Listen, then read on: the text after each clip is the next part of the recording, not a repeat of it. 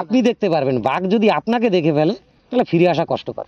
অতএব আমরা অনেকে বলে থাকি আমরা বাঘের সঙ্গে লড়াই করেছি, বাঘ এ করেছি ও করেছি, এইসব বাজে কথা। ও এমন একটা জেদি জিনিস, আমরা এখানে যদি এই যেমন 4 জন হোক 3 জন হোক আছি, তো এর ভিতরে যদি টার্গেট আপনাকে করে আপনাকেই নেবে আমাদের গার পর থেকে গিয়ে।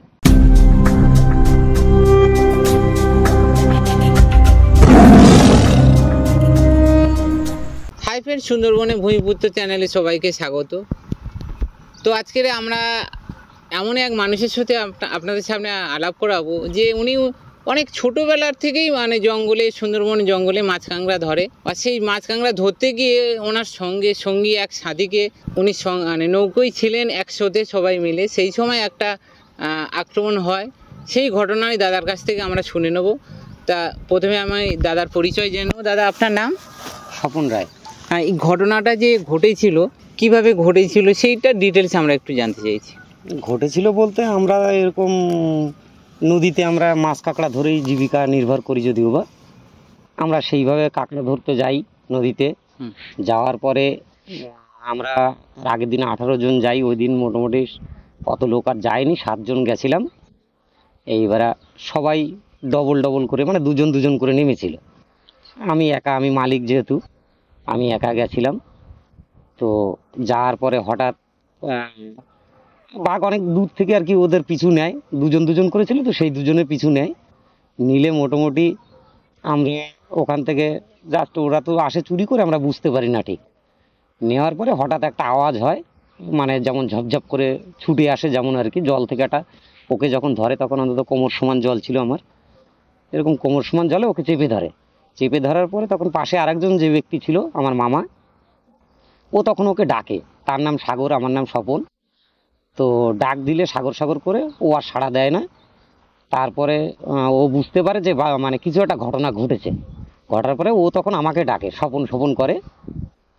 এইবার স্বপন করলে, যেহেতু আমরা এগুলো করে বেড়াই, আমাদের সবার একটা অভিজ্ঞতা আছে যে সব বাঘ আমরা দাবড়ে দিয়েও মানে আমাদের করতে হয় এগুলো। এই জন্য আমাদের যখন ডাকে তখন ওর ডাক ফুটছিল না। স্বপন বলছে না, সাগর বলছে, যেহেতু তার নাম সাগর আমার নাম স্বপন। এরকম ডাকার পরে, কে ডাকছে এটা? আমার মামা। আচ্ছা।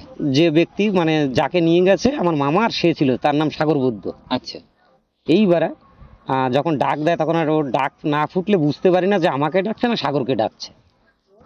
তারপরে মোটামুটি অনেক 5-6 ডাক দেওয়ার পরে আমি সাড়া দিই, যে কি হয়েছে, রেগে মেগেই সাড়াটা দিই। যেহেতু এত করে জঙ্গলে চেল্লানো নিষেধ, চেল্লাই না আমরা, অনেক সময় ফরেস্টের ভয় আছে, তারপরে বিভিন্ন ভয় থাকে, এর জন্য।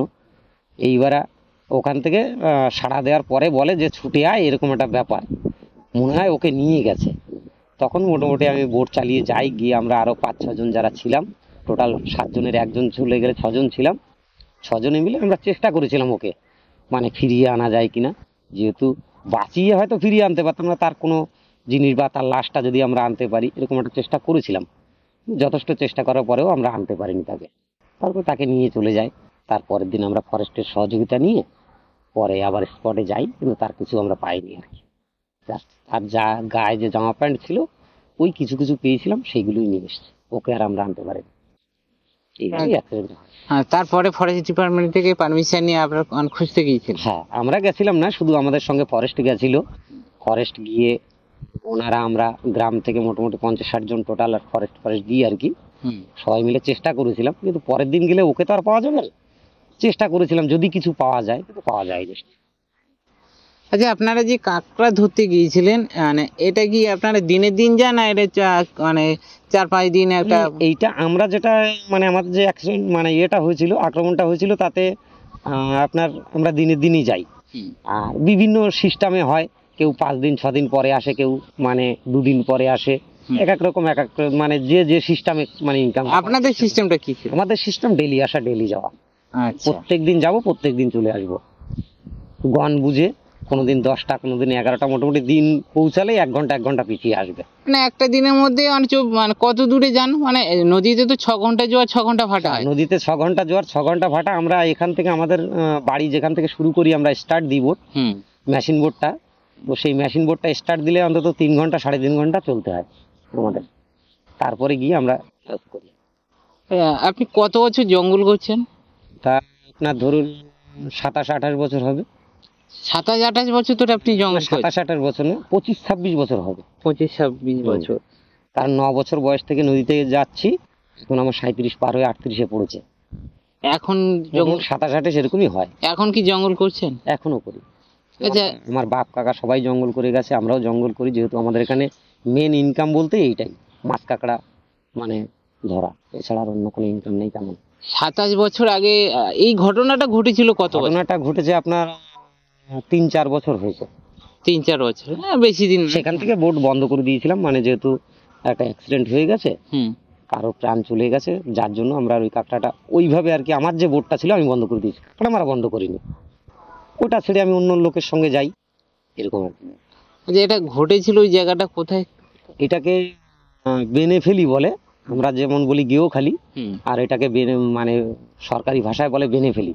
বেনেফেলি বানতলা খাল, বানচাবড়ি খালে। আচ্ছা, আপনি এখন তো জঙ্গল করছেন, হুম।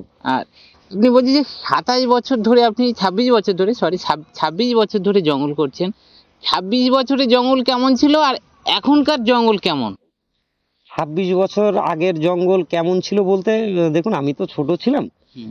আমি তখন থেকে ওই অতটা গল্প বলতে পারবো না, কিন্তু আমি যতদিন ধরে জঙ্গল করেছি আমার প্রতি সেরকম কোনো আক্রমণ হয়নি, বা আমরা ওইটা আমাদের করে খেতে হয়, পেটের দায় করতে হয়, যার জন্য অনেক সময় বড়বাবু থাকা সত্ত্বেও আমাদের করতে হয়, যেহেতু আমাদের পেট চলবে না ওইটা না করলে। না, দেখা বলতে আমাদের থেকে 50-60 হাত দূরে ছিল, আমাদের থেকে বলবো না, দুজন নেমেছিল, যে আমার মামা ছিল তার সামনে, মোটামুটি তার থেকে 50-60 হাত দূর থেকেই ঘরে। জাস্ট একটা আইডিয়া আমাদের এরকম হয়, যেহেতু আমরা বুঝি অনেকদিন ধরে করছি, বড়বাবু আসলে কেমন হয়, বা বড়বাবুর পায়ের খোঁজ কেমন, বড়বাবু হুঙ্কার দিলে কেমন, এগুলো আমরা বুঝি। এইটা বলতে পারবো না, তবে বেশিরভাগ আক্রমণ করলেই গলাটা ধরে চেপে, সেটা যদি সামনের দিক থেকে হয় তাও গলা চেপে ধরবে, কামড়ে ধরবে, হ্যাঁ, আর পিছন দিক থেকে হলো পিছন দিক থেকে গলাই কামড়ে ধরবে। ওদের যে দুটো হাত আছে, মানে ওদের টোটাল তো 4 হাত, পা দুটো হাতে 18খানা মধ্যমাংসী শক্তি আছে, ওদের কাছে আমরা 2-5 জন কিছুই না, যদি ওরা মনে করে। এটা যেহেতু অনেক বনবিবি যাত্রা বা বনবিবি গান টান সব জায়গায় মানুষ শোনে কম বেশি, এটা শুনলেই বুঝতে পারবে যে ওদের কি ক্ষমতা আছে। তার থেকে বড় ক্ষমতা ওদের হচ্ছে যে ওদের যে 4টে হাত পা আছে, তার যে নখগুলো আছে 1.5 থেকে 2 ইঞ্চি লম্বা, নখ মারলেই মানুষের মোটামুটি যদি মনে করে ওরা, তাতে ওদের আর কামড়াতে হয় না। যদি 2-3 বার আপনাকে মানে নখ মেরে দেয়, তাহলে আপনি আর মানে উঠে যাওয়ার শক্তি থাকবে না, যেহেতু ছিঁড়ে চলে যাবে তো শরীর। আর আমাদের যদি 4-5 জায়গা ছিঁড়ে যায়, আমরা কিছুক্ষণ পরেই মানে ঘায়েল হয়ে যাব, এটা স্বাভাবিক জিনিস। বলছি, আর এরকম অনেক ঘটনা আমি শুনেছি আপনার আরো একজন এর অ্যাক্সিডেন্ট হয়েছিল, এরকম ঘটনা আরেকটা কি আছে? একজন বলতে তারই মোটামুটি 1 বছর আগেরই ঘটনা, মানে যেটা হওয়ার 1 বছর পরে, যে আমার সঙ্গেই বড় হয়েছে বললে চলে, আমার ভাই, তার নাম সমরেশ রায়, আমার নাম স্বপন রায়, তো তারও ওই একই কেস, তবে তারটা আমাদের এপারে হয়নি, যেটাকে টাইগার অরিজিনাল, মানে যেখানে প্রচুর বাঘের চাপ আর কি।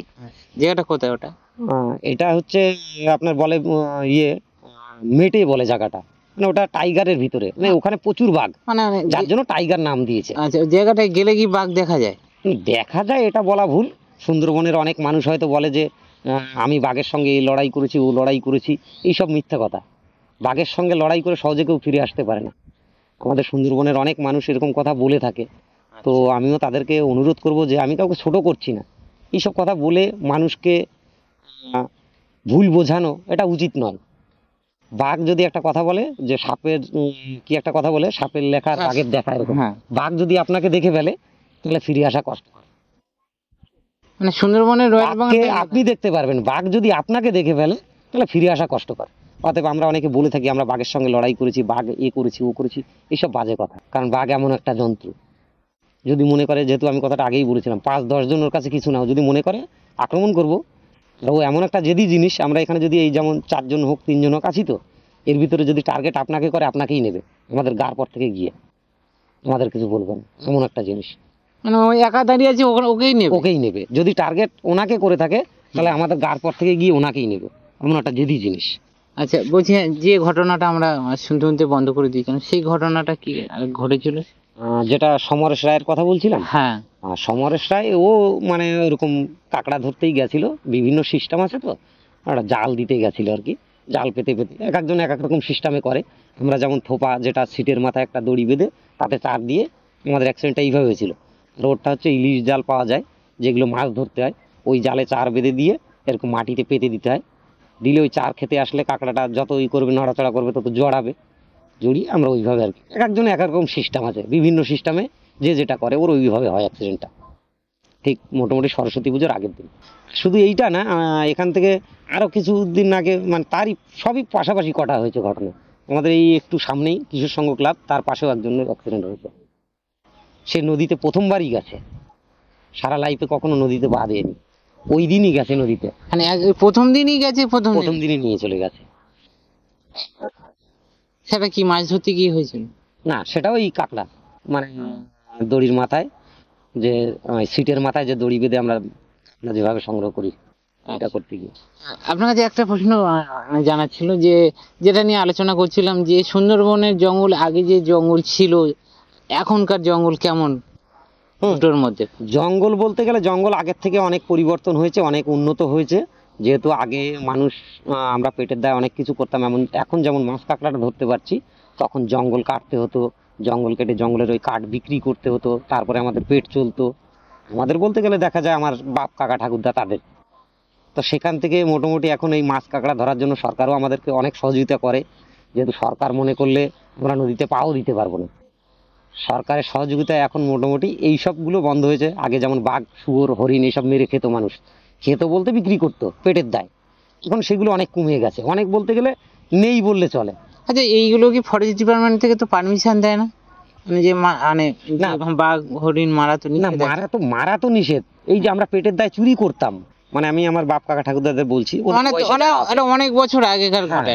আমি যেটা প্রথমের গল্পটা বলছি, যে আপনি বললেন আগের থেকে উন্নত না, মানে কি জঙ্গলে পরিবর্তন, তার জন্য এখন সেটা পরিবর্তন হয়েছে। আপনার এইগুলো বন্ধ হয়েছে, মাছ কাঁকড়া ধরতে মানে ফরেস্ট থেকে আমাদের একটু সহযোগিতা করছে, গরিব মানুষ বলে।